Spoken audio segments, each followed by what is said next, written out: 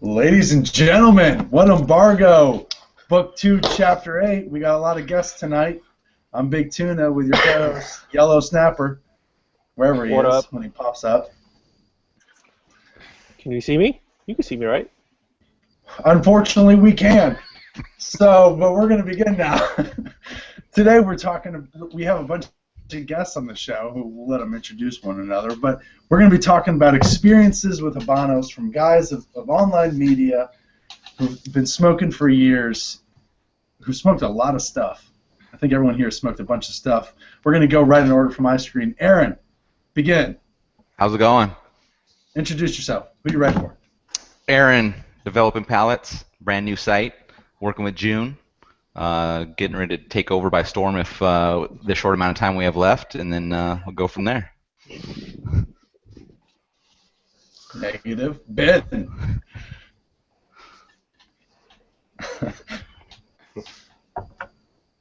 Do we still have Ben?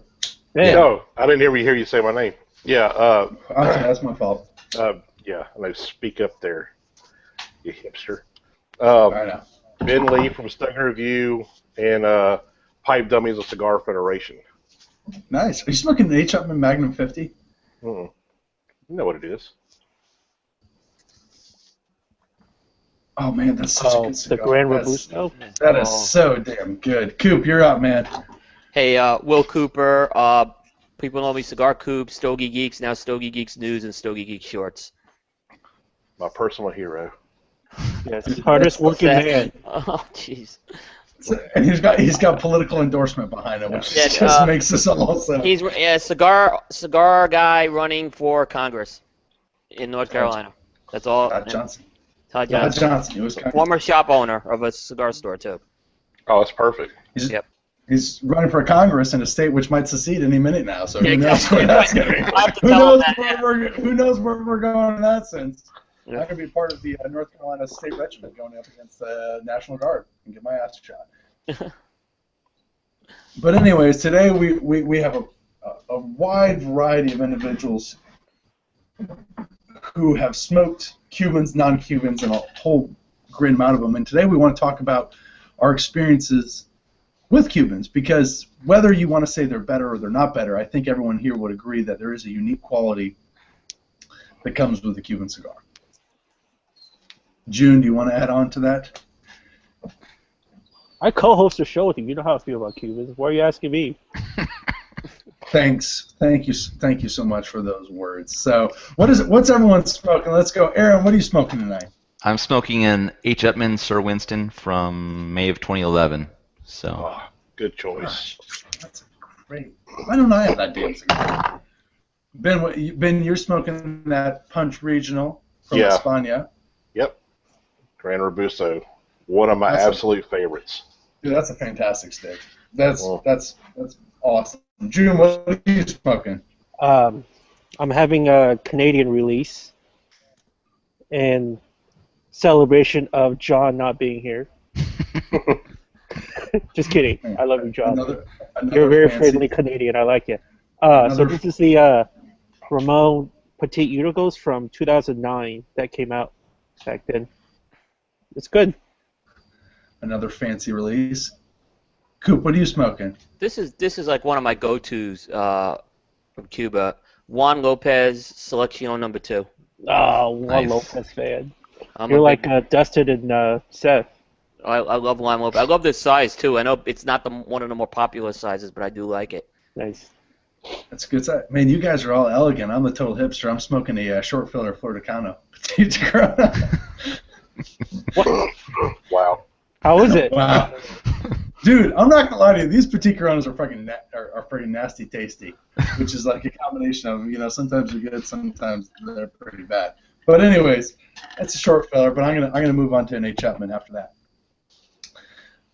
But we've all smoked. How can I say this? We've all smoked a lot of Cubans. We've all smoked a lot of non-Cubans. I think everyone can say there's a distinct flavor or aroma that comes with the Cuban. I know I always pick up like this salted wood flavor. What are some of your guys' experiences with Cubans that you've had since the beginning? And I'm gonna begin by asking Ben. Well, You meant like my total overall experience? Yeah, man, from your first Cuban, because I'm sure you probably remember it. Yeah, my first Cuban actually was a Partagas short, and I've been a member of of CigarWeekly.com since early 2000s, right? And there's been a lot of us that were, in the New Orleans area, so we've always had a get together every year. We just had the latest one, and the first time that I ever went to one of our Cigar Weekly herfs, it's usually kind of around IPCPR.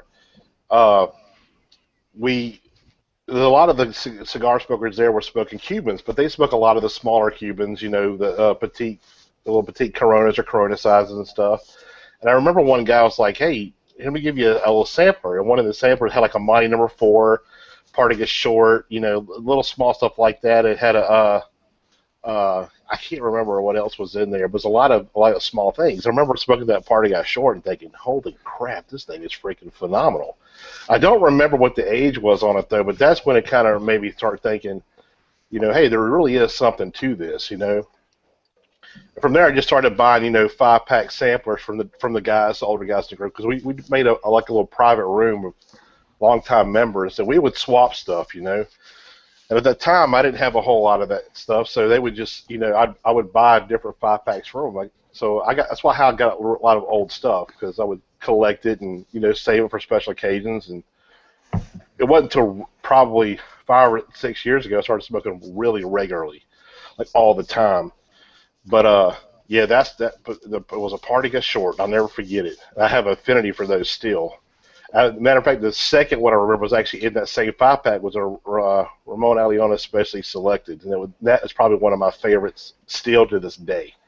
I have a soft spot in my heart for those. Hey Ben, what is the split between Cubans and non-Cubans for you?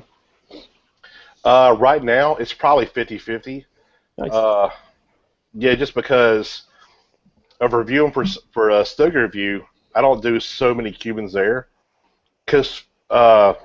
mainly because I get probably half our people that watch their videos and stuff. They're like, "Oh, I love these Cuban reviews. Keep them coming. I like to see it." They're half like, "Why you show this stuff? We can't get them anyway. Why do you even put reviews up?" So I'm like, okay. So I usually, when I'm sitting down and it's just me, I'm just burning the cigar just for me, and I'm not trying to do review stuff or whatever for Cigar Weekly or Stogie Review or whatnot. It's probably going to be a Cuban. And mainly that has to do with my flavor profile that's kind of changed.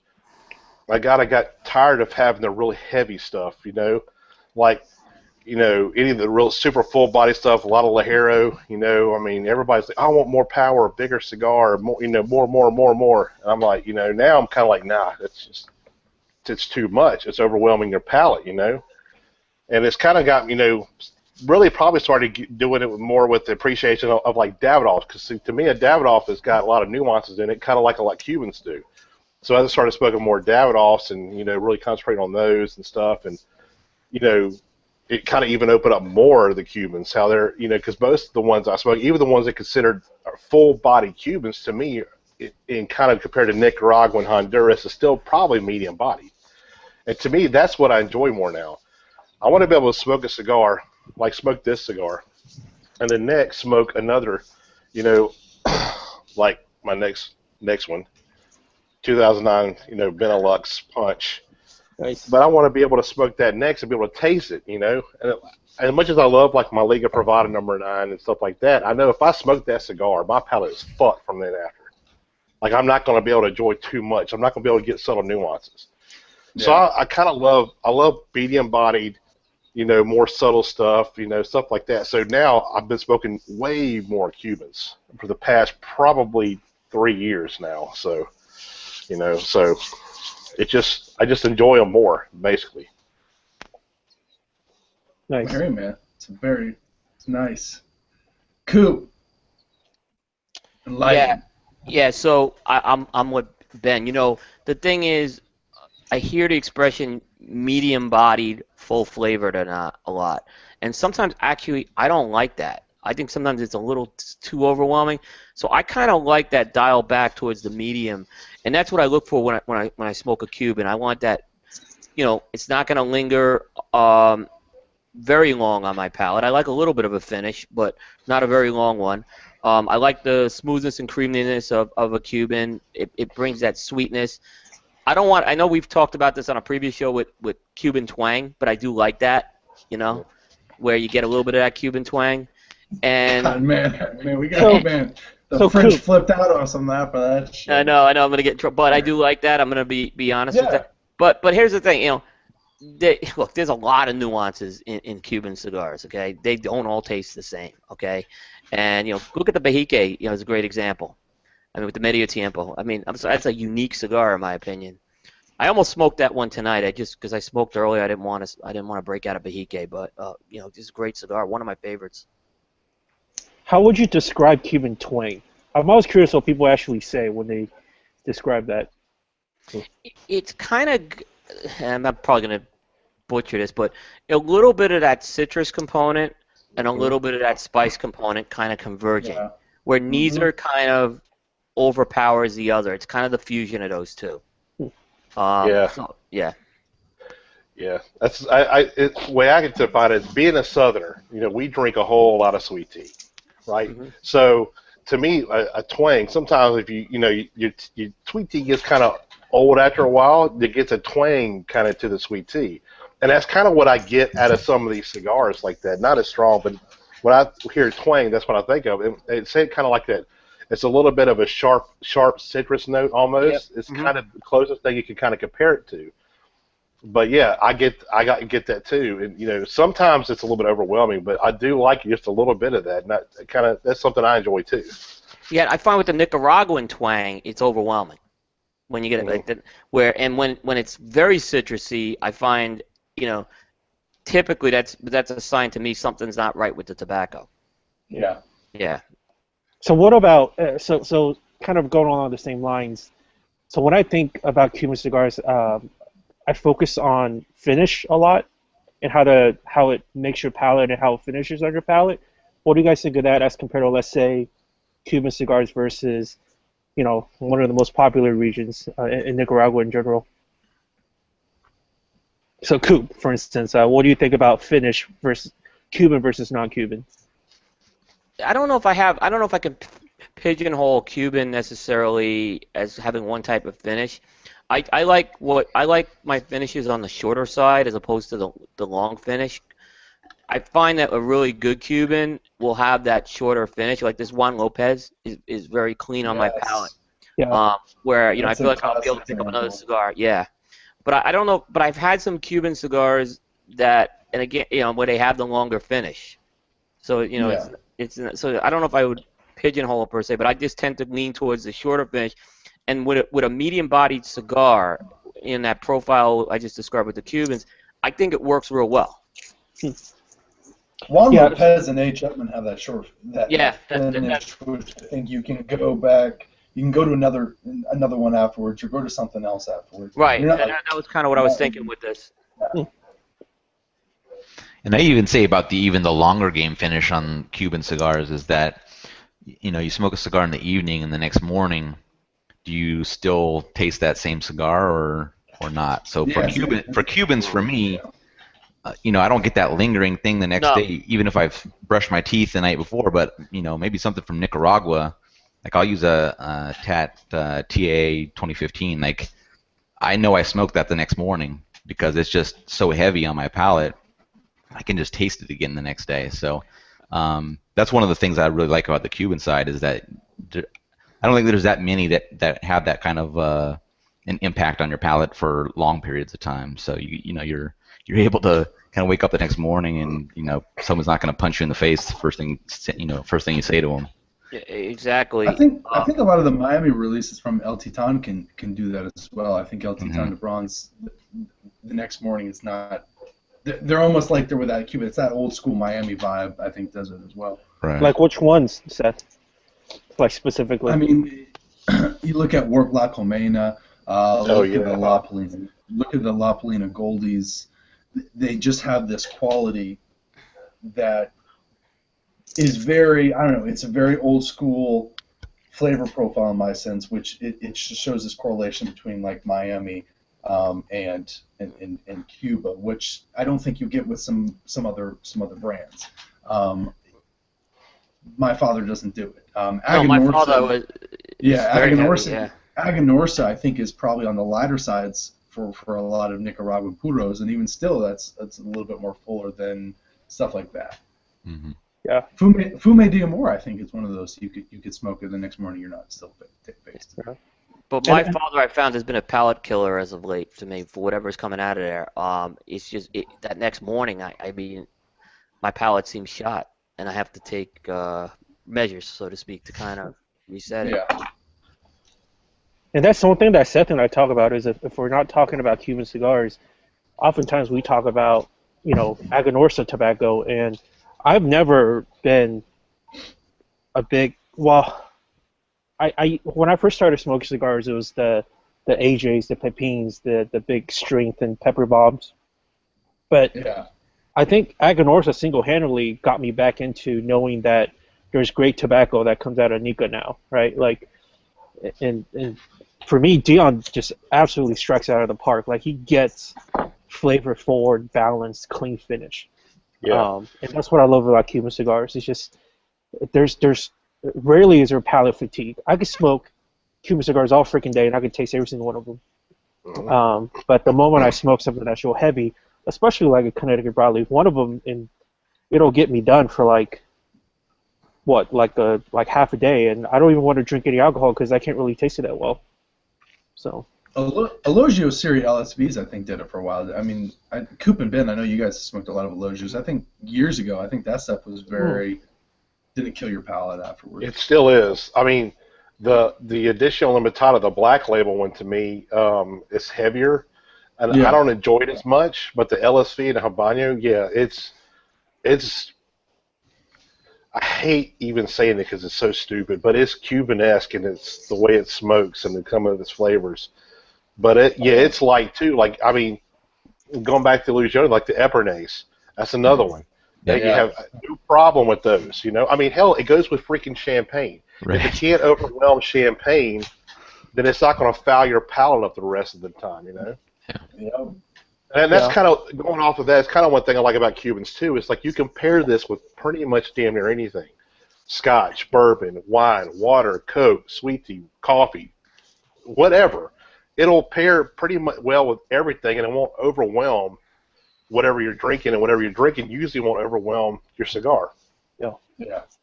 That's another thing I kind of like about Cubans too. So no matter what I'm doing, a Cuban is so flexible. No matter what I'm eating, I'm drinking, I'm doing, usually they'll fit, but the flavor profile and the strength will fit pretty much whatever I'm doing. So it's kind of like a Swiss Army knife in a way. What about you, Aaron? How's your Cuban cigar experience been like? Well, when I first got into cigars, I jumped onto a bunch of forums, and on some of the forums I was on, they had like a Cuban section, but you needed a little bit of time on the forum to be able to, participate in there and things like that. But the first way I was introduced to the Cuban cigars is through bongs. So I was lucky enough to be able to receive some Cuban cigars that had some time on them. So when I got a chance to smoke one, I wasn't smoking something that was fresh. Somebody sent me something that they thought was smoking well at the time. So it was kind of a good introduction. And the first one that I smoked was Monte Cristo No. 4. So I enjoyed it, and I wanted to keep exploring that. And then eventually I got access to Cuban areas, and then I was able to kind of explore that a little bit more, do some trades and purchases and things like that. And then I kind of just expanded from there. So being able to find the ability to make some purchases, do some group buys, things like that, and kind of spread out, what I was smoking, just gave me a chance to, explore what was out there. And I'm not one of those people that is going to say Cuban cigars are the best, they're better than anything else, or I'm not one to say the opposite way, that Cuban cigars suck now and all that kind of stuff. The way I view the cigars is that it's just another country that cigars come from. Now, the difference with Cuba, for I guess what everyone would say is that it's going to be a puro all the time, which is not the case from cigars from other countries. So, you have different blends and things like that. But I just view it as another tobacco region, and I just treat it as such. I don't kind of really, put it in a different subsection or anything like that. It's just it's another cigar that I like to rotate in between from other countries. Yeah, yeah, and that's something that bring up a point of just Cuba and just that flavor profile. So like I appreciate when the blender discloses whatever that blend is as much as they can, but with Cuba it's always Cuban wrapper, Cuban filler, Cuban binder, and I'm not. I hate that. Like I want to learn the differences between what of Pinot del Rio may taste like versus San Juan or wherever. And I do wish there was more regulation to that. And it just to try to get me to be a smarter smoker, I guess. Yeah, I don't know that will ever occur. No, it won't. So, And at least not and I get June, secrets. you will never be a smarter smoker, June. Well, more educated, you dipshit.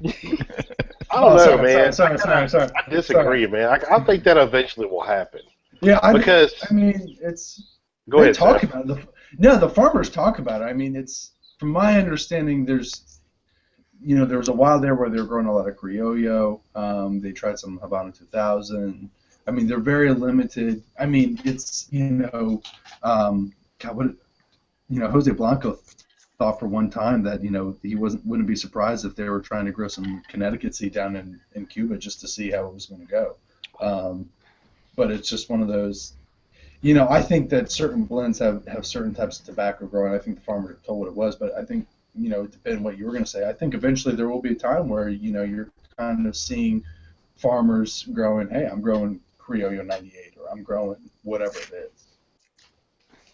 Yeah, I think they'll listen because the consumer. I mean, I'm not sure your European smoker or even the Asian smoker cares to the extent a lot of the Americans do to that. Like, I started smoking during the cigar boom, right? And back then, nobody really cared what type of tobacco it kind of was. They cared about what the wrapper was, but nobody really cared. Okay, it's Dominican tobacco. And that's kind of the extent of it. The cigar smoker now, today, is way more educated and cares way more wanting to know about what's in that cigar. So if you take the Cuban market and you open it up to the U.S., like you take all the Cubans, now the embargo is gone, now we got it in the U.S., legally, whatever. They know the American market wants to know more specifics about what this is. I mean, at the very least, tell us what type the binder is, and maybe not just say Cuban or just say Pinar del Rio filler or whatever. They're going to want people are going to want that, so I think they'll eventually go to that. Yeah, I want to kind of add on to what Ben said on that because Paul and I just went through an exercise where we've kind of been smoking some really old vintage cigars. I mean, we smoked the H. Upman Anniversary, the U.S. version of it. We smoked, we just pulled out some real vintage cigars. And I don't know if you had the Monte Cristo Lace cigar, the Arts. They're just hard to find cigars. And no one was documenting the information on the cigars. So we couldn't find much about what was in these cigars other than we made a few phone calls to people. But even they didn't know from people within the company. So it has changed. Ben's 100% right with that, just from going through that exercise from some of the old stuff from the boom. I still have one of those. There's a couple people that I'm always, and it's to me, like I'm very curious as to know kind of what type of tobacco is used in Cubans. The ones that I really ask about, and I've always asked it. I've always gotten responses, like a Casa Fernandez, Illusione, Warped, El Huense. I like to know kind of, because these are always Nicaraguans. This is Corojo. It's a Criollo. Where's it being grown? That to me is interesting. And I think it'd be cool to see it. I think it will. I think eventually they will do it. I think when the time comes, I think you would eventually talk about it. I have faith. So let's bring up the topic of the recent FDA stuff. Oh, jeez, man, you had to go down that road. What a bummer. Well, Seth, just we're trying to First of Dude, all, we're talking about cigars from Cuba, which is illegal. Who gives a shit about fucking no, FDA? but there is ramifications to it. And Coop, you just wrote an article about it recently, didn't you? I actually posted one today on Oh. my. I tried to be as accurate as possible in it. There's still a couple of gray areas, but yeah, just that what's gonna happen. Let's put it like this: there are impacts to basically once the embargo's opened about Cuban cigars making their way here. Yeah. Here's a question. For example, pre-embargo cigars, where are they going to be? So the retailer is like Jeff from Corona Cigar. He's got a large pre-embargo selection. Abe from Smoke Inn. What's the legality of those cigars? Because the way the grandfather law is written, you have to have the cigar marketed on February 15th, 2007, because they don't want people going and bringing back old brands. They want to make sure the cigar was marketed. So what happens to these cigars? Are they suddenly illegal? It raised more questions, in my mind on this. Right. I'll say this, and I've said this to Coop. Hypothetically, FDA stuff all goes through, Cuba opens up. I'm saying this now, and I'm sticking to it. Cuba will be overlooked. I'm saying it. You think they'll just exempt them? Oh, goddamn right they will, man. We're going to be opening up ourselves to another country. I think the Cuban government will have enough officials, they'll have enough senators and congresswomen, the president, that Cuba will be overlooked. And I said it to Cuba. What was my statement? The FDA has teamed up with Cuban officials to work on this, and that they are now in compliance. And everyone else, and it would surprise me. Everybody else is going to be regulated, and Cuba will be allowed to do what it does. Why? I mean, what would be the point of that? What do they get? What does anybody get out of that besides the Cubans? I mean, what would the FDA gain by that? I don't think the FDA will gain anything. I just think the United States government and Cuba will begin a relationship, and that money will be going here and there, and that'll make everyone happy. I think it's going to come out of the here's my feeling. I think it comes out of the executive branch, where they basically tell the FDA, go work with the Cuban government. This is my conspiracy theory talking. Go work with the Cuban government. Ensure that there's no health risks. Yeah. Oh, but we'll foot the bill for that. You guys don't have to pay for that. We'll let the guys. Yeah, that's kind of how I'm envisioning. I can't, because here's the thing: how do you not bring the most forbidden fruit and open up the embargo, and you're not going to bring the most forbidden fruit into the country? The way the law is written, they can't do it right now until there's things done. Cuba doesn't have enough time to kill us. I mean, they're so busy trying to make money, they don't have enough time to poison us. It's just they don't have the money to do it. They don't have the time to do it. It's just like, dude, this is strictly natural just because they can't afford to. Now, in a couple of years, maybe let's look it over. But right now, those fuckers just can't do this shit to us. Do they give them a 5-year, 10-year window to become compliant, kind of thing? I imagine that. That's another good option, Aaron. That probably makes more sense. I imagine there'd be a window. Once they start making money and everyone's like, okay, that's what we really need to. Here was my biggest question, and I don't know the answer to this. So let's say the embargo's lifted tomorrow, but there's a Cuban distributor in the U.S., but they got to go through 2 years, whatever. They gotta go through applying for FDA compliance. And then the average consumer wants to go buy some Cubans out of the Netherlands or out of Canada. It's not an FDA issue, it's a customs issue, but is that legal? They're going to have to start tracking packages. Is it like, as example, if I go buy Viagra in another country, it's illegal. Mm-hmm. But from that was another murky area in what I saw with the FDA. Is it because if it's FDA regulated, does that automatically make it illegal? I'm sorry. I'm just thinking of Coop taking Viagra recreationally. I wouldn't think I didn't need it as I talked about earlier. So. I'm going to see Coop at an event in the United North Carolina. Since we seceded, he's going to be walking around with this huge ass boner. I mean, I don't see how it could be deemed illegal because the FDA is not under the Department of Justice. I mean, it's not. How could it be illegal then? But you can't buy a prescription drug. It's the same thing with a prescription drug. You can't go buy a prescription drug and have it shipped to the U.S., can you? They're gonna have to. Yeah, they'd have to start tracking packages in the same manner that they are now, and monitor them in that sense.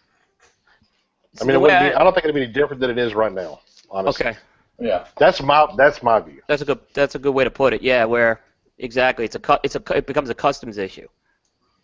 Yeah, and honestly, they can't. There's not enough manpower for them to do what the job they got to do now. So. Oh gosh, no. No. Yeah, it's way too much. I mean, not just on cigar issue, but I mean, they have to stop an entire massive shipping container, and it might have, let's just say, 20 boxes of Monte Cristo number twos in it. But it's probably also got 50 cases of Havana Club and yeah, a lot of other tractor shit. parts, probably bags of wheat, or who knows what the hell else is in there. So you're not going to hold up a delivery for massive corporations because you want to see if there's a couple boxes of Cubans in there. That's kind of the way it is now. I mean, they just do those spot inspections, and if they get lucky, they get lucky. Mm-hmm. There's not enough manpower for them to do what they need to do properly. Honestly, Yeah. Yeah.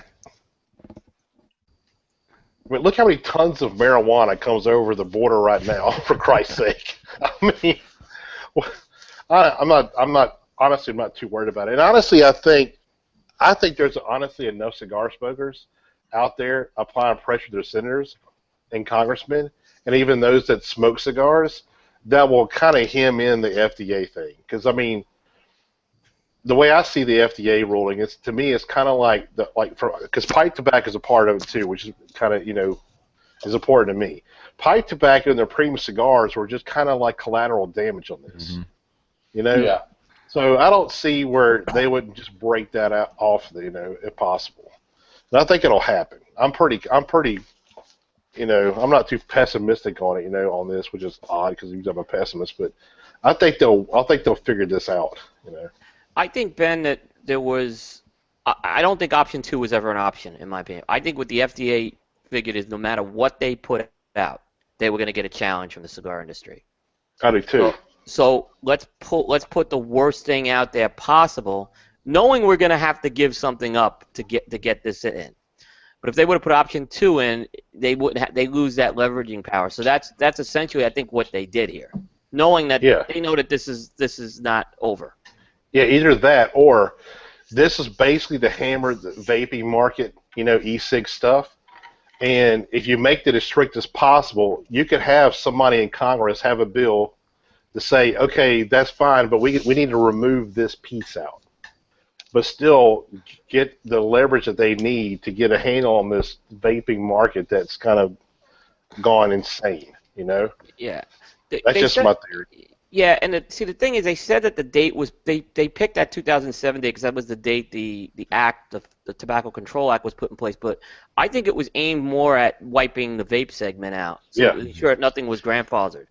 I talked to someone who is in the vape industry on that, and they think that's exact because they said there's only maybe 1 or 2 vaping devices that were out before 2007, and they weren't widespread.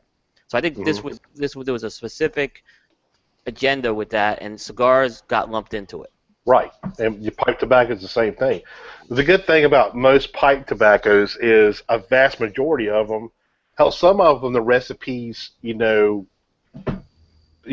decades and decades and decades old. I mean, stuff from the 20s and 30s.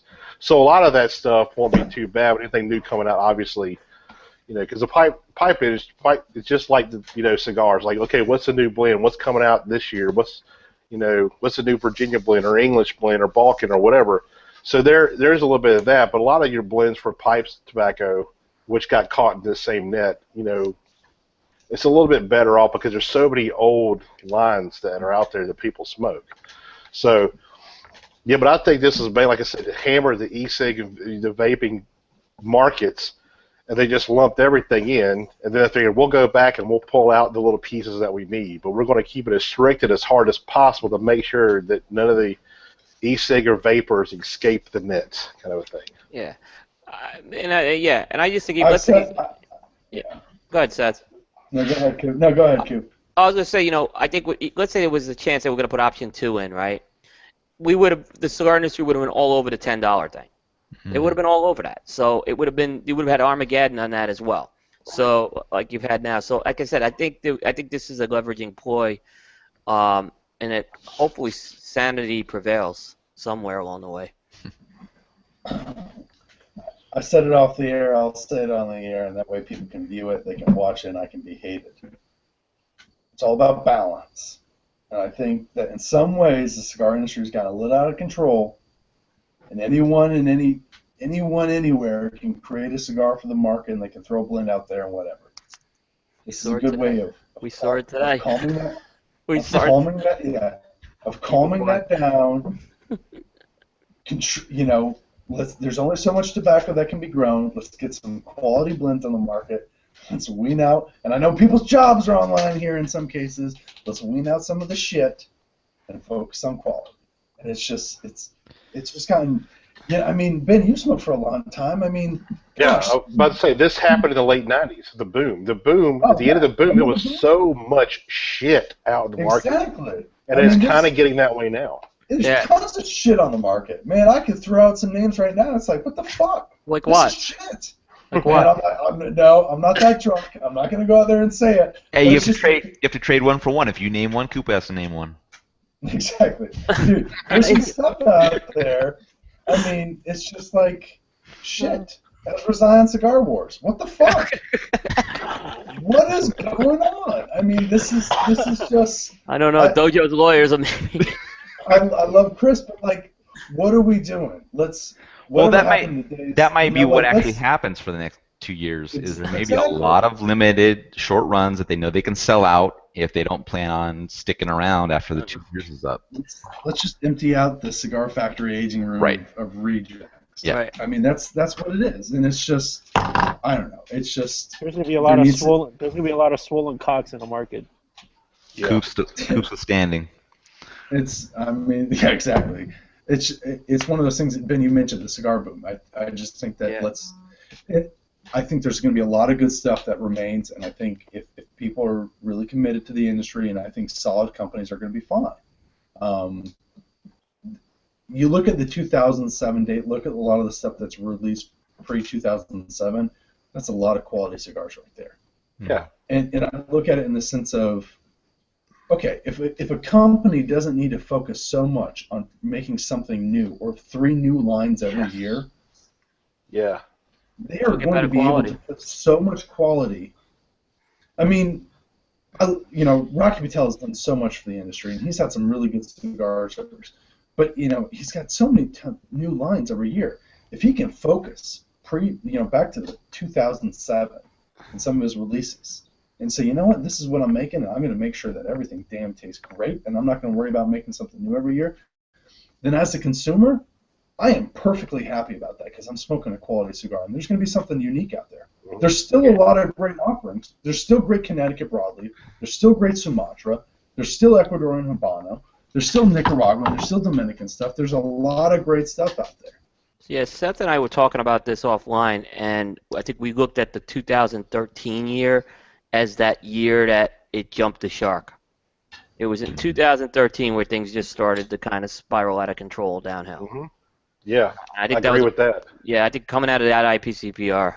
I'm not saying there was bad. There was a lot of good cigars. I mean, you had some great cigars that were released that year. Davidoff Year of the Snake came out that year. So the quality was, but there was a lot of stuff that just in the last 2 years we're seeing it now. But Davidoff, there's a difference between Davidoff and a lot of other people. Right. There's a difference between Fuente and Padron and Ashton and a lot of these companies and some of the other stuff. I mean, the fact that I could probably easily create a cigar should scare the shit out of the cigar industry. I mean, that's just troubling. That's just bad. It is. It is. That's why I've been so resistant. I know other media guys have done it. I'm not faulting them, but I've been very resistant to go down that route because that's not what I do. Yeah, and there's so much beta switching that anyway. They're like, okay, yeah, this is the blend that I want. They send you 5 test blends. So, yeah, I like this in 3, this in 5. Let's combine them. You finally on a blend. And then what do? Most of these boutiques, these guys going, I want my own boutique brand. When they decide this is the way I want. They're like, oh, yeah, no problem, senor. And then they just make whatever the hell they want, throw it in a box, and say, here you go, this is what you got, Yeah, so, and they just work to sell it. It's just a shame. My thing is, too, it's like what you just said, I've been saying for 2 freaking years. It's like there's so much stuff coming out. It's unbelievable. It's hard to keep up with all of it, especially with this. Seems like there's a new boutique every week. It's just incredible. Yeah. And I'd say probably maybe 1 out of 3 are any good right now that are coming out. It's a lot of average cigars. Yeah, It's a lot of mediocre average, at best. Yeah. And some of these great cigars from companies are being missed because of an average cigar, because of huge, bankrolling or whatever it's out there marketing, etc. It gets hidden behind shit. Yeah, and you got like you said, like Rocky Patel. Not to just pick on them, but it's like they come out with so much stuff every year. I mean, like 10 new lines. Is that necessary? I mean, I don't think that's necessary. Why not make three maybe new lines and make them just absolutely spectacular? Use the best that you can, and not just say, well, there's a random thing of tobacco over there. Let's just make cigars out of that and throw it some cute name on it, and there you go. No, I maybe like 1 new line and a maybe an anniversary blend or limontada, whatever you want to call it this year. Something like that. Yeah. I mean, it's just too much coming out. I mean, it's a money grab, I think. It is. We can't fix all the world's troubles in one night, But we can try. We can try and fix those problems. we can bitch about it. We can bitch about it. So let's. God, June, man, you really just brought the fucking negativity down. Yeah. No, I think I think that, it's I don't think we spun it too negative. I don't think we spun it too negative there. I think there's a silver lining with it's this. a good topic. Yeah, it's one of those things. Let's look at the positivity and let's focus on what I think we should ask manufacturers. Say screw a lot of the consumers. Don't worry on making something brand new. Make something great. What are the consumers going to do? Not buy a cigar because it's not new? No, if it's fucking good, they're going to buy it. Right. If you make a great stick, people are going to keep coming back to it. You know why? Because it's great. I mean, look at Padron, 1926, 1964. People buy that stuff up all the time. It's not new. You know why they buy it? Because it's good. Yep. Yeah, I agree. I mean, A. Chapman Sir Winston that Aaron's smoking. That's a great Cuban that's been on the market for years. I remember smoking my first one when I was 13 years old in 1999. I'll tell you one thing. That cigar's still fantastic. I was living in... How old were you at 1999? Did you say 13? This is my first ever cigar. I'll tell you the story. I was living in Eastern Europe. I've been there a couple of years after the Soviet declined. My brother's going to private school in Massachusetts. He's flying over to us. We're over in Budapest. He stops in Switzerland. He buys some cigars. So my dad's a pipe smoker. My mom's smoking cigarettes. My brother's bringing in Cubans from Switzerland. And I'm 13 years old, and I'm like, my whole family's out on the back patio smoking. Well, shit, I want to smoke something too. I don't want to smoke a pipe because I started dragging on those when I was a little kid. I wasn't into it at the time. And I don't want to smoke cigarettes because those things were nasty too. So I asked my brother, hey, can I smoke something? And my mom said, if your brother says it's okay, you can smoke a cigar. So he gave me an 8 Chapman Sir Winston. That's the first cigar I smoked. In 1999, 8 Chapman Sir Winston. Now, here's the weird thing. When you said that, it wasn't that you smoked a cigar at 13. It was that you were 13 in 1999 while graduating college. Exactly. I was That's the part of it. What? Not that you actually smoked. Dude, 13 years old smoking an 8 Chapman. You can't get it. Went downhill after that pretty quick. But I understand. My first cigar was an Ashton VSG Robusto, so yeah. That's pretty good. I know. Old school VSGs, man, that's the way to go. The round ones. They were round. Wow. Yeah, sexy. Jeez. June, what was your first cigar, man? Diesel Limited. The Diesel. Wow, man, the unholy cocktail.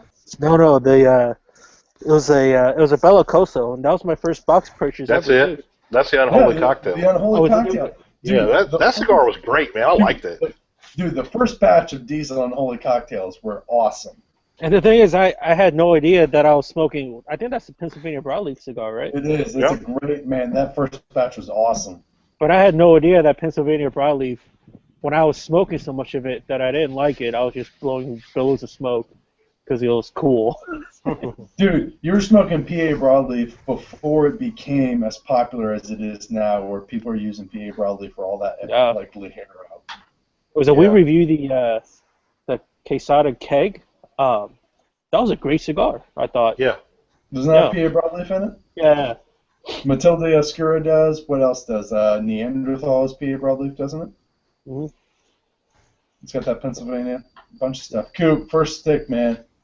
It was a J&R House cigar up in Paramus, New Jersey.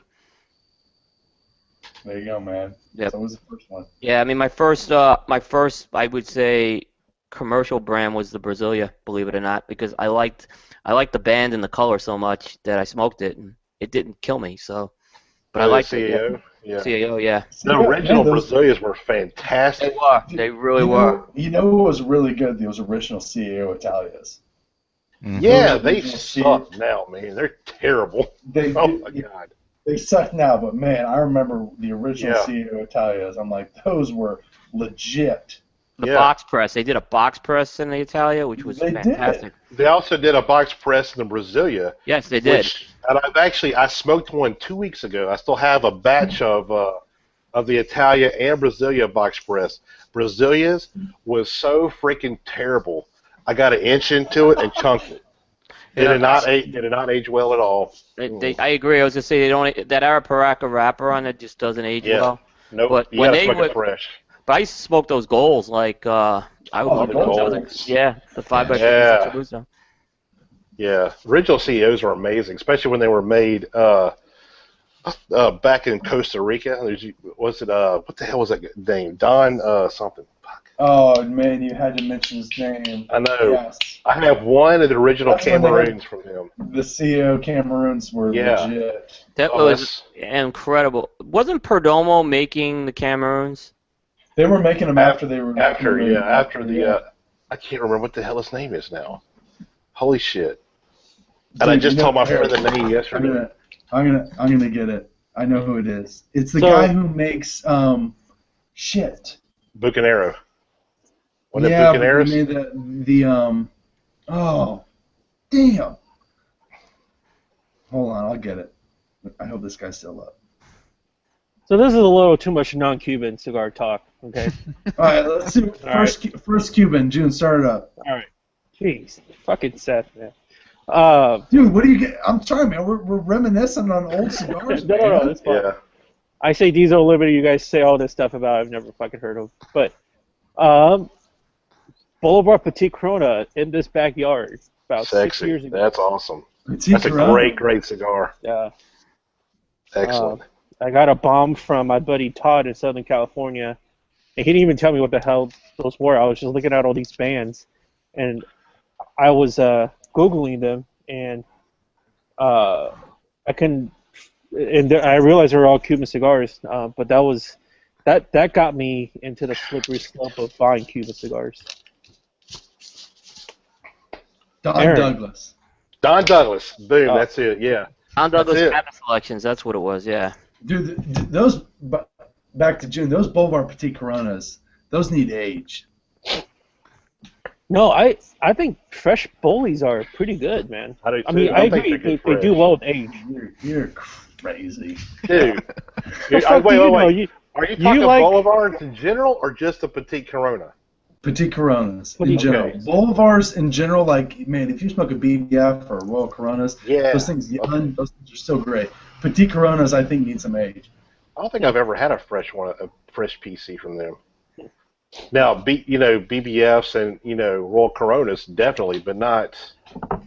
I don't think I've ever had a fresh one because I sit on mine so long. I have no problem sitting on cigars. Like I just said, I still have those Don Douglas CEOs in my humidor, so I don't have a problem sitting on them. But if I have somebody visiting that's never had one, I mean, I don't really want to share something from 2006 or something, but. So I give them one. I'll smoke one with them. Like for instance, lately the one I smoked recently, Trinidad Colonialis. Those aged are mind blowing. But fresh right now, they're great fresh, really good. I But think Trinidad is one of those, bar none, within whatever Vitola you get. Trinidad as a marca ages incredibly well. Oh yeah, they oh do. yeah. I have some Reyes from '08, which are, man, they'll make you jizz in your pants. It's awesome. Yeah. Nice. Aaron, what was your first wild Cuban cigar? My first WoW Cuban, or just my first Cuban in general? First Cuban. First Cuban was a Monty number 4. So it was a good size for me to smoke, and it had a few years on it. So it was in a good spot. So definitely not something that was going to turn me off right away for smoking fresh or anything like that. So it was a good introduction, but I think starting out with kind of a smaller ring gauge Cuban probably helps out too, just to kind of get a feel for the Cuban tobacco, and then being able to smoke through a few different lines at the same time. Cube, what was yours? H. Upman Magnum 46 Tubo. Holy crap! Yeah, I was. I remember I was gifted it, and then I was going on vacation, the Club Med, like the next day, and I took it with me, and I remember smoking that by the pool. You think environment had a lot to do with that? I think environment always does influence it, but I'm not one to like hot weather, and it was a hot day. I actually smoked it though in. I was actually in the pool on like one of those chairs smoking it when you can do that. Oh, nice. But I've gone back. That's always been a standby cigar for me. Yeah, me too. I had one of those up in Rhode Island this past weekend in the 50. So. Yeah, that's a great cigar. That's my favorite size is a Corona Gorda. That 46. Oh my God, yeah, that's my favorite size by far. Man, you can go through those Corona Gorda sizes for anything with Habanos, and you're like, gosh, these are all winners. Has that cigar ever gotten the CA rating? Magnum 46? Dude, they have given, let's put it this way, they have given the Ramon Iones Gigantes, which is the double Corona. If you look at any issue throughout the year, they will always give a Ramon Iones Gigantes between the 92 and the 94. And that cigar never ends up in the top 20. Until this past year, they finally got it on a Ramon Iones. It's about effing time, man. But it's just like, they just never do anything with it. It's like they forget about it, or I don't know what Marvin does with it. But it's just like, really? I think that's one of the brands that I think is the most forgotten in Cuba of the normal lines. You know who's the most forgotten brand in my opinion? What? It's the most neglected. This is the middle child. Punch. But there's another brand that gets high ratings from Cigar Aficionado, and they're never in the top 25. It seems like. See, that's my line though, man. You know this. I always spoke Punch.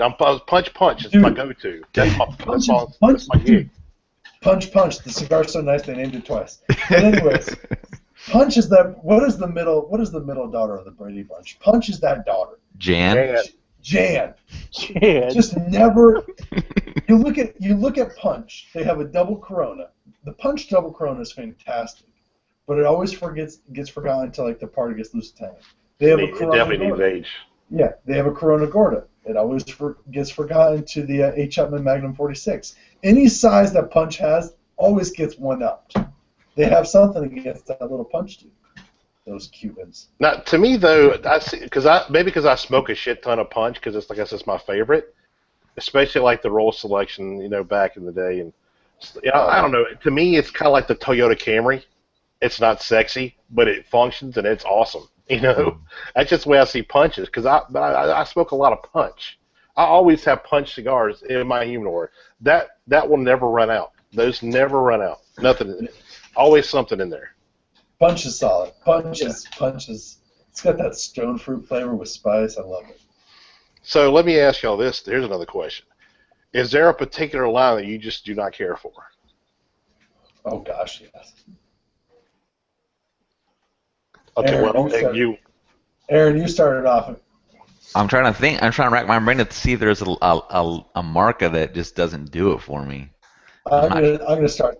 I know it, and I'm gonna piss you off right now. And I'm gonna piss off a country in Europe. Fucking K. D'Orsay. Get the fuck out of here, man. Don't give me that French shit. I'm gonna send you an unbanned Quiet Rosé one of these days. You're gonna be like, "What is this? I love this cigar." You can't And I'm do gonna it. say, "Fuck you! You've been You wrong all can't. this time." You can't do it because Catfish tried it on me, and Oh, I did was he? like, "This fucking sucks." And he says, "Oh man, it was a kid." All right, never mind. So dude, you can't trick the tuna. Not with Kid Rosé. For me, there's a lot. La Florida Caño. I don't even think there's a point to smoking Quintero or Jose Piedra. I mean, I understand some yeah. people talk about a yard cigar, but there's no reason to smoke yard cigars. If you're gonna have to take your time to smoke a cigar, a premium roll cigar, smoke something good. So, Dude, never bash Joe Stone. I was Dave Piedra. I like my Piedras now. Dude, Really? don't bash Jose Piedra. How dare you? That's a global brand, man. There's a reason it's a global brand. Yeah, that you get like 50 of them for like $50. Exactly. Less than that. They pay you.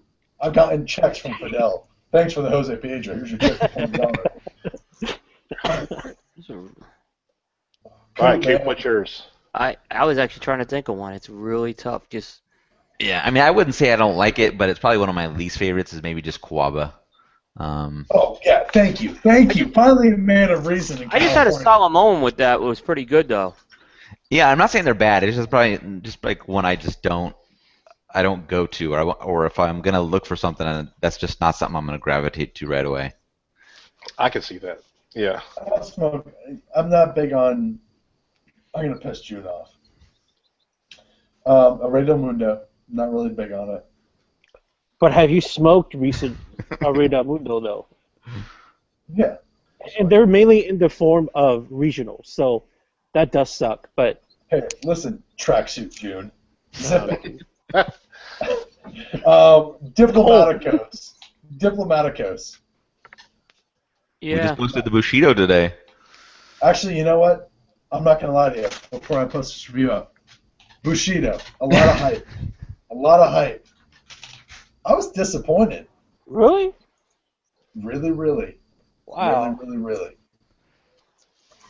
you're smoking too much Nika cigars. You're killing your palate. That's what you're doing. That's probably my problem. I'm kidding. I'm telling you, my favorite brand. Let's do favorite brands. Coop, start with your favorite brands. Oh, my favorite brand. I mean, I love Ramon Iones and Juan Lopez. Probably. Dude, he's 2 for 2. Nice. Yes, that's just back to my pick with the Cubans. Probably the closest one is Trinidad that I'll not go for. Although the one you gave me that one Trinidad I did like, but in general I'm not a big Trinidad guy. There's not a lot of Trinidad guys out there. Yeah. I mean, they're pretty limited in production, so it's probably has something to do with it. Yeah, I just haven't been really wild with them. But yeah, Ben, What? favorite. Oh. Well, I'm going to Besides exclude Punch. Trinidad Besides Punch. because I'm a big Trinidad. I love Trinidad cigars, but I'm not going to claim that because they're impossible to get. The production is so low. I don't really. it I hasn't don't really been have a worth it stock for me to problem. track them down. That's kind of been really my take on that too. Well, the only one I've had is the Colonialis and fuck the other one, the Funadorus. Those are the only two I've ever had. So, and I just went Colonialis constantly. I love them. But be honest, man, it's tough. It's really tough. Punch definitely. Punch is my go-to because I'm never, and it's so hard because the Ramon Alonis is the same way. Like the Ras cigar. I mean, oh my God, that cigar never fails to impress. I love that cigar. But I like Hoyt Monterey's and H. Hutman too. So that's so tough. It's easier for me to say what I hate than what I like because I like so much of it. There's like gems in pretty much most every line. But if I had to pick just one, it'd be between Punch and probably H. Hutman, I guess. Those are two solid brands. Yeah. But I've been smoking those Epicure Deluxes too, like crazy, and those are so fucking good. Yeah, they're so cheap. It's insane. I know, that's what's so awesome. Yeah. Great Yeah. price, awesome stick. And especially Selected are so cheap. It's like, I like the cheaper stuff. I've had some of the more expensive, stuff, like Cohiba. Everybody's, oh, Cohiba. But to me, Cohibas suck young. You got to for me, a Cohiba takes so long to age to where they get to be decent. Yeah. So I don't really deal much with them. But like, you especially Selected, you give it just a minute, like just even 3 years. I mean, they're actually right now they're going pretty good fresh, but you give it 3 years, it's like an amazing experience. Where you have Esplendido, you're talking 8 years, at least. And that's if you find a consistent box of Esplendidos. Yeah, and then it might be Right. plugged. Yeah. Oh, Yeah. man. Oh shit, I'm a big Monte Cristo guy too, man, because I like my number 4s, number 5s, Edamundos, Petite Edamundos. I want to try the new Media Coronas. I haven't had any of those yet, but Yeah, there you go. shit, Aaron. that's Yeah, for me, my favorite brand is not really a current brand, but it's really based off of one cigar, and that's La Excepcion. Oh. The 2011 Limitada. Well, They- excuse us. No, the Mr. regional, Stahl. right? The regional, sorry, Italy, the Italy regional. Yeah, the Selectos Finos. Yeah, fantastic cigar. But outside of that, I would probably say H. Upman. I mean, the Sir Winnie, like you say, it's just a fantastic cigar all the time. And then any of the mags, just fantastic. And then June and I recently smoked the 2015 Yale, and that was a good cigar. I mean, it's still probably a little young, but it's pretty good, and I think will do well with a couple more years on it as well. So it's a brand that does pretty well across the board for me. yeah, you can't go wrong with that at all. Yeah. But I didn't really mention the one that I hated. What's that? What do you hate, man? And it's like one that I keep. It's kind of like the La Casita Criolla with Pete put that out. It's like everybody's like, oh, this is the greatest cigar ever. And I'm smoking. I'm like, this doesn't taste right to me. I don't like this. I still go through Doesn't taste right. 10, 11, 12. I'm like, keep smiling. I'm like, this don't taste good to me. I just don't like it. Pete's like, fine, it's okay. You don't like it, but you like the Fausto, right? I'm like, yeah. He said, well, I blend them for different profiles. It's the Romeo and Julieta lines. There's not many of them that I like. Oh, yeah. It's not that I hate them. It's just like they're kind of like so meh and boring. I don't know. I've never really taken to them. I just don't like them. Even the Limitadas. Not even the Limitadas I've liked. I feel like everybody that talks about a good Romeo and Julieta is the Romeo and Julieta of back in the days. But Like see, they always I've rave smoked, about.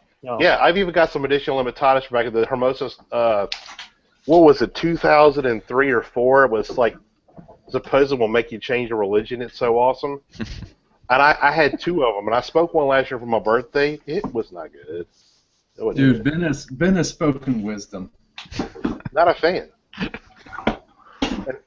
Well, and no matter how many, different, Vitolas I tried, it's all the same to me. It's just, no, not my thing. I mean, and like I said, if I was offered one with, say, hey, buddy's like, hey, here, try this, smoke this, or whatever, I'll smoke it. It's not like I hate it. It's like, there's so much other stuff I'd rather be smoking. Yeah. How do you guys feel about the the recent production of, and not production per se, but the recent release list of Habanos? Because I see a lot of way more originals coming out and limited editions coming out. And one of the things I really appreciated and loved about Cuban cigars is the regular production and how it's always the stable regular production is good. So what is your thoughts about regionals and limitadas? They're annoying. Yeah. Yep. I mean, they're so freaking hard to find, and when you do find them, they're expensive as hell, and half of them taste like shit. Mm-hmm. Yeah. That's just my overall short to the point view of them. No, because I thought originally I'm okay with paying a little bit of a premium if it's a regional in which it's so I was going off of, well, maybe they're more consistent because they're regionals, right? And smaller production and all that. It is not consistent at all. It's just a money-making machine is what it feels like. Yeah, they're just to me the value, the return on investment for them is terrible. I mean, and it seems like every year they're more and more and more expensive. You know, Right? And like going back to like a box of rats, like around like $150. Not many regionals. This is freaking fabulous, though. I will exclude this one because it's so great.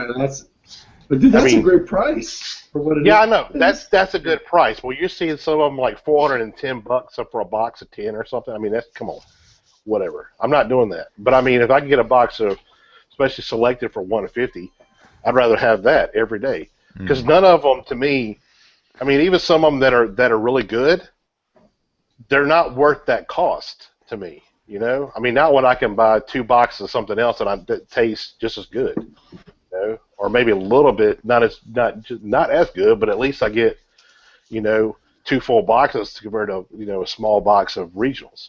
Mm-hmm. That's my thing. Oh yeah. Yeah. June, you know a brand we haven't talked about? What? Greatest fucking brand. What? Poor Larnaga. That's right. Well, going back to the. Well, speaking of Port Larnaga, everyone talks about the 50 cab of the Petit Coronas, right? Yeah. So, this cab? You mean this cab? Oh, is that the exact cab? Nice. Wait, is that the 2008 ones you had? Those are, first of all, they're 2007s, and I've never opened those damn things. Oh, okay. Well, actually, I can't find them. They're in one of my Commodores. I can't remember which one they're in. Well, one of the reasons we haven't brought it up is because I can't pronounce it so well with my southern twang. Dude, no one can pronounce them. You guys smoke those. You guys smoke those Porlaca.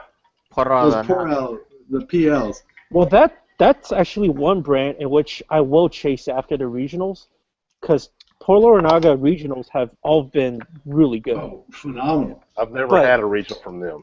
They're expensive as shit. Like that's what it was. There you go. But also, right when they come out, you get these damn groupies that follow and they just clear out the warehouse and the store. So. Hey! Don't call us groupies. Groupies. Fanatics, enthusiasts. Man, I'll tell you one thing. If you ever have the opportunity to buy some Port Larnagas, buy them. And then age them for around, 10, 15 years. And then they're amazing. Yeah. I mean, I have some Petite Coronas right now that are... like 10 years. That are old. They're probably at the minimum 10 years old, but it's kind of one of those little Petite Corona because I love Petite Corona size. It's an amazing size. But I don't smoke it because it's so hard to come across these. So I'm like, and plus it's so much investment in time. It's like I need to have a special occasion almost for it, But they are freaking excellent, But there's not many Petite Coronas that aren't real good. That's kind of one Vitola that just seems to be on pretty much all the lines. You can't fuck it up.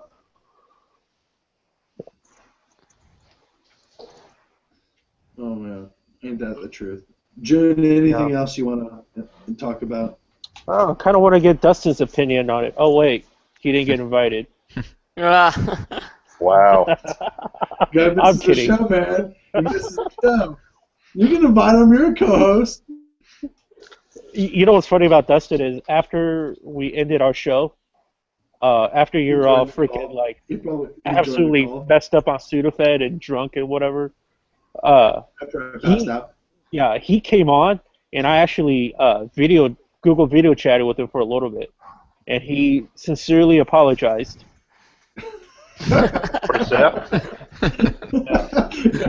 Oh, you're gonna love it. That was the funniest thing, the 60 Minutes I ever heard. I was laughing so hard.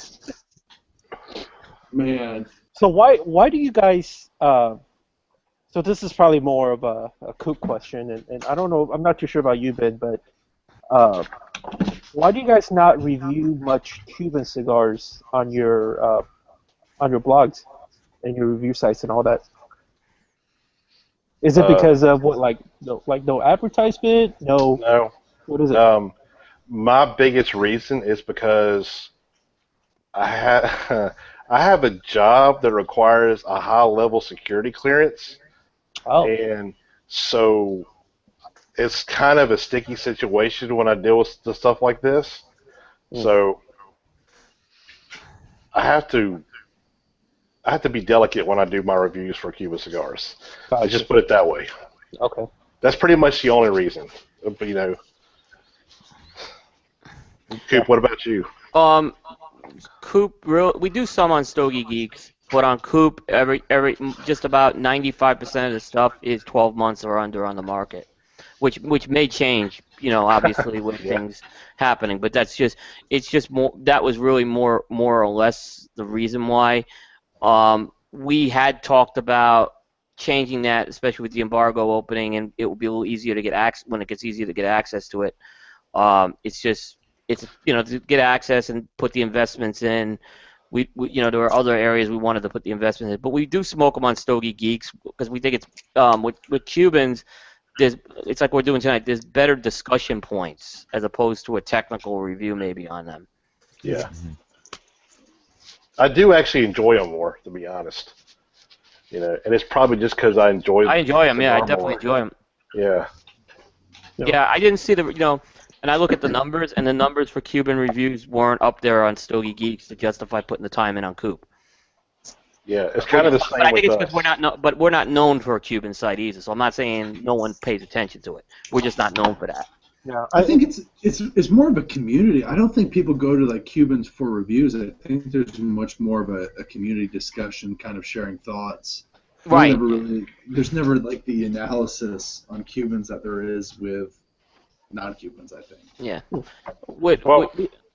This says we have I'll plug. We have the Stogie Geek Short Show where we focus on like one cigar, and Cubans will probably be a part of that more.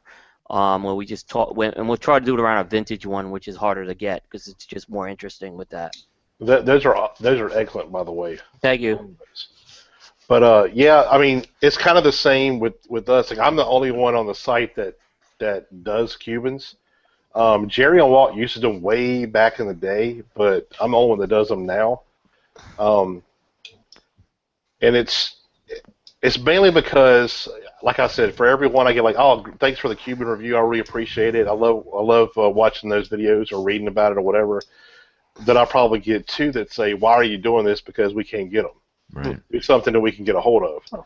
So I kind of do the Cuban reviews for myself, to be honest. But there is an international market, don't forget. Yeah. And we've discovered a little bit of that in the last year, just some of the new countries. Not that we have a bigger audience in the U.S., because we don't. The U.S. still is our biggest audience compared to everything else, but there is an international market on that, too. Mm-hmm. Yeah, because almost every email that I get saying, hey, that's great, I really appreciate it, is usually from Europe. Mm-hmm. Oh. So, Yeah. Yeah. And we're going to start reviewing Cuban women. Yeah. Sorry, go ahead, Coop. No. The biggest question we get, and we've been trying to move away from some of the harder release stuff. Where can you get this stuff? And if we can't answer it, it's not as, then why are we doing the review? We want to talk about it, so obviously folks can track it down right now. And that's always kind of weird because sometimes with the Cuban reviews that I do, or just people asking questions within helping out, Seth with Embargo and developing palette stuff, I've already gotten questions of, well, where do I get this? And I don't really know how to answer that because, right. Yeah. First of all, I don't know who you are, and I don't want to get in any sticky situations. Exactly. And I'm not trying to be a jerk about it. It's a sensitive topic, right? So. Yeah, especially for me, for what I do for a living, I don't want to do that. I don't. That's why usually what I do is like when I do a review and I tell about the price of it, I usually go to a kind of usually a pretty well-known site. And I'm like, oh, at this site for international viewers, they have it for such and such there. That's kind of a hint, but it's not an endorsement because I'm not going to say where, I get them or don't get them or whatever. I'm not going to do that. And then I get those emails a lot too, and to be perfectly honest, most of the time I don't answer them because I don't know how to properly answer them and not piss the person off, to be honest. Yeah, You know? no, I hear you. You got to give baseball signals, like this is like Netherlands, this is Spain, Yeah. That's how you. Just call me. If you guys really want to know, call me at 62753 or not. Yeah. I mean, it's the same reason why we started getting away from pre-release reviews too. We've moved away from that in the last. We do a few, but not as much as we used to. Because again, and then that blend may not be all baked either, is what we find. Yeah, I don't do any pre-releases because I got burned so bad with the original Room 101. I didn't review it, but I remember I got that at the show. I thought it was the cigar of the year. Me too. And then came out, people were like, "What the hell is wrong with you?" I'm like, "That's not the same cigar." Wait, what cigar are you talking about? The original Room 101. The eponymous Room 101. Yeah. Oh. Matt Booth gave one out of his private humidor at the IPCR when they were being released. They hadn't really come out yet. It's unbanded, and I mean, it was chocolate brown, beautiful. Yeah. Oh, it was awesome. That was the talk of 2009. I mean, that was. And then when it comes out, it's a wrapper that looks like this. And I'm like, what the hell is that? It wasn't, and it didn't taste anything like, Yeah, Matt Booth is still pissed off about that. And I give him shit every time I see him about that. So it's not his fault, apparently? No, it's not. No, it's not his fault. He did was, not know that was he going was to happen. buying them back from people. Yeah. Saying, I'll buy them back. I apologize. He was genuinely sincere about that. So I won't do pre-releases just off of that because I don't know, is this pre-release going to be the actual cigar that's going to be available to the consumer? And if I don't know that for a fact, which you honestly they can tell you whatever they want, that I'm just not going to deal with that. I don't do any pre-release stuff at all. Not even if it has the band on it already. I just don't do it. You know what was another brand? Gran Habano Azteca. That was a great cigar. Yeah. Well, I was actually on the tasting panel, the original of that, and it was weird because there was they sent us 3 blends, and I said I like this one because of this. This one was okay because of the blah blah blah whatever. And it seemed like the first batch that came out was really good, and then it graphically changed. Yeah, then it just went. I mean, it was almost like, man, it was like, God, fucking the Conquistadors just came and blew up the factory. Yeah, that's just kind of what the hell. That cigar was really, really, really good at the very beginning. But you talk about a quick switch. Holy crap. Yeah, the Room 101 is the big one. All right. Well, we've passed our hour mark. Not that we're counting or we're not on Armed Forces Radio. Thanks, Rocky Balboa. Because Seth, you cuss too much on the show. That's why we're not on Armed Forces Radio, buddy. He doesn't curse more than Logan. He doesn't curse more than Logan. Logan? Oh my God! If pipe dummies, I don't know how that's not flagged constantly. Jeez. But yeah. What Cigar Federation show actually ends on time and starts on time anyway? Right. Hey, we began on time. We did. We always do. We have gone over. You don't know the discussions. We have the same issue, and now we moved to Monday nights. I said we better not have these delays anymore, because I get real pissed about it. I don't mind, man. I'm having a blast. I don't care. Yeah. The problem when we have guests waiting, it's a problem. So. Oh yeah, for y'all. So. Yeah. So. I can see where you need a really tight timeline. We do, and the thing is with the reason we had a lot of delays is because Paul did another show beforehand, and now we don't have that problem anymore. Yeah. Tonight went smooth. We had Nestor Miranda, but he was late, so that wasn't us. And we waited for him. So. We haven't had a plethora of guests on our show, but when we do have guests, for some reason, they think because we're talking about Cuban that for some reason that the American market isn't paying attention. So there's times where we have to stop the show just so they don't say something stupid to get themselves in trouble. The guests who've been on, you can look back at our guests, you can be like, the amount of times I've had to stop the broadcast because I'm like, you're about to say something that you're going to regret if the American market hears this. They're like, oh, we're talking about Cubans. They're not paying attention. I think I know that guest. I think I know one of those guests. Man, it's just, we've had Jose and Blanca, Colin Gambling. It's just like, Jose, Oh, hello. Do you realize where the fuck we are, man? We're not in Uppsala, Sweden, talking about Frasier. You know, Vikings are popping out of the woodwork right there. Speaking of that, let me get something By off the my way, chest. It's a pet Jose's- peeve of mine. Jose is going to be on the next show, by the way. He's Oh, already that's told me awesome. he was. All right, real talk, bid, go. Okay, this is a pet peeve of mine. It's these two guys, right? One is I only smoke Cuban cigar because they're the only ones in the world that are any good. Right. And the other guy is I never smoke Cubans because they're so trash, and Nicaraguan cigars are so much better that you're an idiot if you smoke Cuban cigars. Yep. It's so stupid. I Both agree. ways. To me, it's just like what Aaron said. It's just like just another region. It's like to me, just like eating a meal. I love steak, but I can't eat steak 24/7 every meal constantly over and over and over again. I want some variety. Cuban is just another variety. Yep. You know? Yeah. It happens to be my style preference right now, so I smoke a lot more of those right now. But it's no different. Because I smoke Cuban doesn't mean I don't enjoy Nicaraguan, Honduran, Dominican, whatever. I still like those too.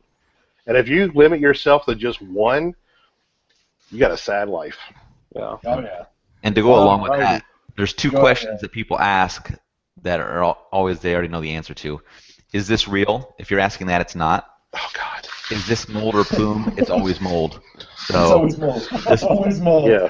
Do you leave the cellophane on or off? yeah, there you go. That's another email I that always get. leave them on my Cubans though. Always leave them on the Cubans. When I do Cuban reviews, the other emails that I get questions wise, it's always, hey, a buddy of mine brought these cigars on a cruise. Are these real? I get that constantly. I'm like, dude, Google is your friend. Yeah. And You do then that. I'm not a professor for you. No. And then to go along with what you said within the two groups of people, so the folks so this is just me being on various Cuban cigar forums. When these old school guys talk about how non-Cuban is shit, I always ask them, well, what was the last non-Cuban cigar you had? And they'll always revert back to like 8 years ago having some Nicaraguan cigars. I think especially Nicaraguan cigars come a long way. Oh Since God, yes. back in the day. Very good. Very much. And Yeah. they're delicious now. So I say, well, I can understand where you're coming from, but unless if you have had your wide gamut of new wave of non-Cuban cigars, you can't say that. It's the same with Cubans. There was, Yeah. I mean, hell, I got some from late '90s, early 2000s of Cubans that were total shit. They're Oh, yeah. unsmokable. Plugged to whatever. But yeah, lately, I'd say for the past at least 5 years, they've been pretty spot on, most of them. I've rarely have much lately that has been unsmokable or even something wrong with them. Mhm. You know, I think the quality's gotten way better Yeah. for Cubans. Yeah. No, we're in such great times to smoke cigars. Yeah, It's awesome. well, I'll most tell of you them. one thing. I If you agree. want to smoke a cigar with tobacco just from one country, when it is and this is the country when it's the best tobacco and it's the best blend, I think you can't compete it. Strictly Honduran. A Honduran puro is phenomenal when it's When you get one that's on, boy, it is on. And I do you will- have one? Do you have one in mind? I'll tell you one thing. Christian Roja has made some simply that phenomenal Aurora 20 year Honduran. is fantastic. Yeah. So is His CBT original- is great too. Yeah, what was the Aroha? Yeah, the Aroa. The Aurora, the Nice. original Aurora, but the 20 year I think Phenomenal. may be better. Really? Wait, is that out? Did that just Yeah. come out? Or Yeah, It's out, yeah. it just came out. Oh, What, 4 or 5 months ago, I think, or something. Man, when Christian makes a strictly Honduran and it's fucking great, it's hard to beat. Maya Selva didn't they have a strictly Honduran one or close to? The Lancero wasn't it? Yeah, I don't know. I don't have access to that line much. No, Maybe but Christian- in about 2 weeks I will. But old Camachos were phenomenal. Yeah. Mm-hmm. So No, that's good shit. I totally agree. Totally agree with that. Well, Todd Johnson, U.S. Congress, everyone. Yeah, vote for him. Big primary coming up in less than a month. If he wins the primary, I think he's got a good shot to go to Congress. But it's an uphill. He's up against an incumbent who's it's gonna be tough. I mean, it's going to be tough for him possibly Runs to get runs to a come great under runs. Well, when he owned the cigar store. Hey, Yeah. And you use Pulver as your humidification device, guys. hey, it's the only device to use, man. Fuck everything else. Let me tell you, Don't use anything else. That's all I use, man. Throw them in there. they support us very good. Very good support we get from them. Well, their product just works really well. I mean, that's the Yeah. point of it. So Yeah, Charles is an awesome guy who we deal with from them. nice. Well, Seth, wrap it up for us, buddy. What other supporters we have? Don't use Trojans. Just pull out, everyone. Okay, all right, buddy. I try. That's what I have 2 kids. That's how my 7-year-old's here. Oh gosh, my bad. Yeah, exactly. It's good in theory. Well, that's One Embargo, Book 2, Chapter 8. Exploring Cubans and a whole lot of other stuff. Thanks, everyone. Thank Good night. you. And Appreciate Thank it. you for See ya. everybody too. Adios. Thank you. See y'all later.